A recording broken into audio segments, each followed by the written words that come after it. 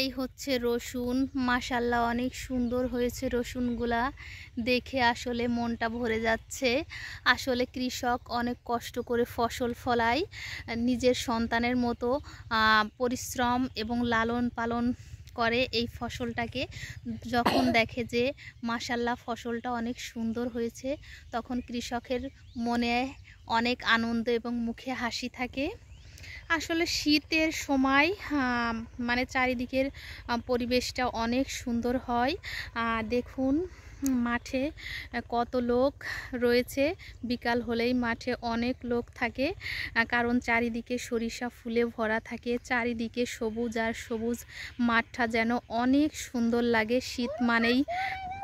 শীত মানেই যেমন পিঠাপুলি খাওয়ার ধুম পড়ে যায়, তেমনি চারিদিকে সৌন্দর্য, মনোরম সৌন্দর্য থাকে। এছাড়া শীতের মৌসুমে সকালে শিক্ষা সফর বলেন, পিকনিক বলেন, সব ঘোরাঘুরি একটু বেশি করে। রাফা শাক খেতে খুবই পছন্দ করে। ও এসেছে শাক তুলতে। রাফা, তুমি কি শাক তুলেছো দেখি? এই শাক খেতে তুমি ভীষণ পছন্দ করো? তোমার খুবই ভালো লাগে?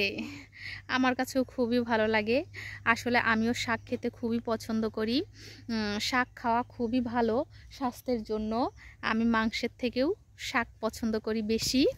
হচ্ছে সরিষা, মাশাআল্লাহ অনেক সুন্দর হয়েছে সরিষাগুলা।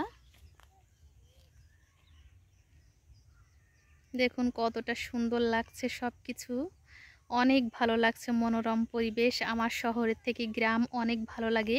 গ্রাম আমি খুব পছন্দ করি। ন্যাচারাল, মনে করেন অক্সিজেন, বাতাস সব কিছুই সুন্দর। আর শহরের থেকে গ্রামে বসবাস করে স্বাচ্ছন্দ্যবোধ কিংবা আরামদায়ক বলেন, সব দিক থেকেই ভালো লাগে বেশি।